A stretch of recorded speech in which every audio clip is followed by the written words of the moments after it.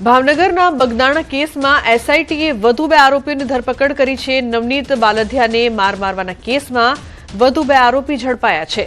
અજય ઉર્ફે મોટો અને ઉત્તમ બાંભણિયાની એસઆઈટીએ ધરપકડ કરી છે। નવનીત ઉપર હુમલા દરમિયાન આરોપીઓને હથિયારની મદદના ગુનામાં કાર્યવાહી કરાઈ છે। પીડિત નવનીત બાલધિયા અને ઉત્તમ બાંભણિયા વચ્ચે થયેલી વાતચીતનો ઓડિયો પણ વાયરલ થયો છે। ઓડિયોમાં પીડિત નવનીત પાસે उत्तम बांभणिया हथियारनी मददनी कबूलात करे छे। बंने आरोपीओने मेडिकल माटे भावनगर सिविल होस्पिटल खाते लई जवामां आवशे। आ केसमां अत्यार सुधीमां 19 लोकोनी पूछपरछ करवामां आवी छे, ज्यारे 13 आरोपीओनी धरपकड करवामां आवी छे।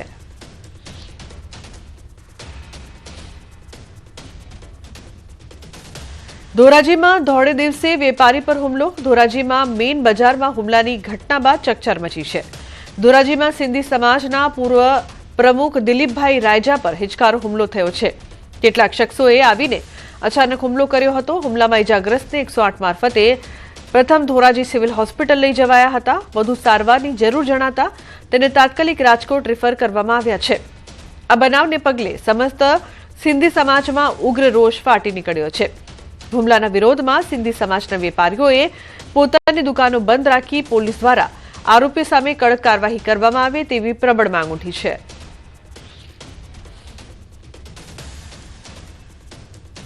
अन्य समाचार भरूचथी कारना शोरूममां आग भभूकी। वडदला गाम पासे आवेला शोरूममां आग लागी छे तो कारमा आग लागवाना दृश्यो सामे आव्या छे। भरूच नेशनल हाईवे 48 पर वडदला गाम पासे 4 व्हीलर गाड़ीना शोरूममां आग लागवानी घटना बनी छे। शोरूममां प्रथम दृष्टिए आग उपर काबू मेळववाना फायर फाइटरना साधनोनो अभाव पण जोवा मळ्यो छे। उल्लेखनीय छे के समग्र घटना बाद चकचार मची छे ने आग पर काबू मेळववा माटे हाल प्रयास करवामां आवी रह्यो छे। आग कया कारणोसर लागी ते हाल जाणी शकायुं नथी। तो आग लागता अफरातफरीनो माहोल जोवा मळ्यो।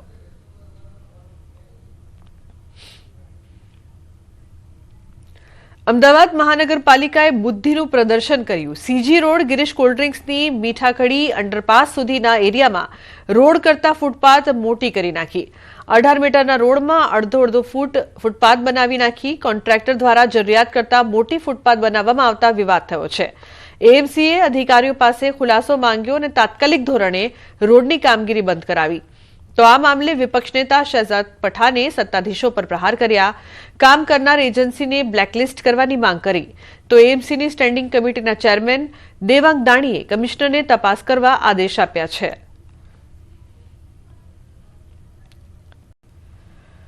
तो आ रस्तो अहींयाथी बहार निकळ्या ने बाजुमां सिग्नल छे। હવે અહીંયા સામેથી આવતી ગાડીઓ આ ડબલ પટ્ટી રોડ હતો એમાં એક બાજુ આ લોકોએ કામ ચાલુ કરી દીધું તો હવે આ માણસો આવશે ક્યાંથી અને જશે ક્યાંથી પણ એમ કે આ કઈ રીતનું કામકાજ ચાલે છે એ જ કંઈ સમજણ નથી પડતી कि इस प्रकार के जो डिजाइन है उनके कंसल्टेंट को तात्कालिक ब्लैकलिस्ट करना चाहिए। एक तरफ डांबर का रोड ठीक से बना नहीं पाते, white topping road, RCC road, plastic road और ऐसे आयोजन के कारण अहमदाबाद म्युनिसिपल कॉर्पोरेशन की बुद्धि का प्रदर्शन होता जा रहा है।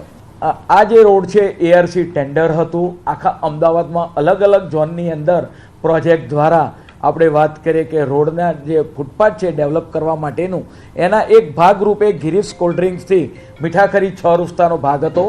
એક પેજ એ તૈયાર કરવામાં આવ્યો છે। એ ભાગને આપણે વાત કરીએ કે એની ચોક્કસ ડીવાયએમસી પાસેથી રિપોર્ટ માગી આગળના સમયગાળા દરમિયાન એની કાર્યવાહી કરવામાં આવશે કે ડિઝાઇન સેલ દ્વારા શા માટે આવા પ્રકારની ડિઝાઇન પણ બનાવવામાં આવી અને આ 300 થી 400 મીટરનો પેચ શા માટે કરવામાં આવ્યો। અમદાવાદ નગરપાલિકા ફરી વખત વિવાદમાં આવી છે। ફરી વખત એએમસીએ પોતાની બુદ્ધિનું દેવાળું છે તે અહીં ફૂંકી રહ્યું છે।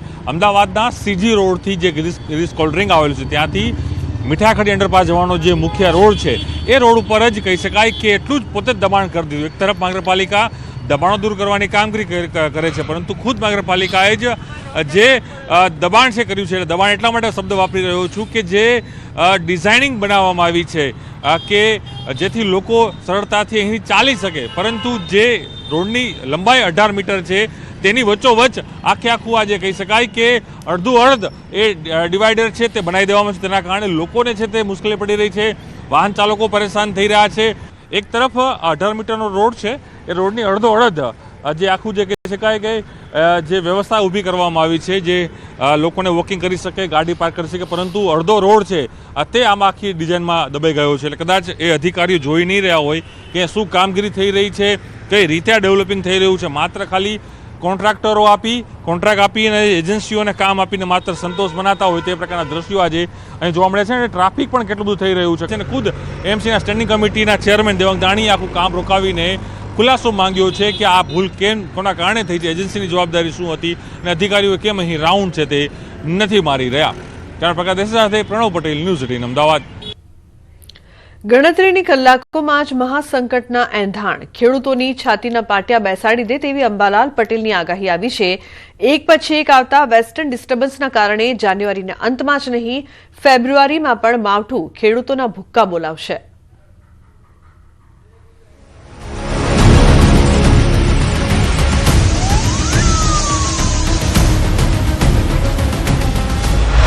ભર શિયાળે ભાદરવા જેવો વરસાદ આવશે. ભર શિયાળે જાણે ભાદરવાનો વરસાદ આવ્યો હોય તેવું જણાશે. સૌરાષ્ટ્ર, કચ્છ, ઉત્તર ગુજરાતમાં માવઠાનું સંકટ. અને ગુજરાતના ભાગોમાં, ઉત્તર ગુજરાતના ભાગોમાં પણ હવામાન પલટો થશે. પશ્ચિમ સૌરાષ્ટ્રના ભાગોમાં પણ હવામાન પલટો થશે.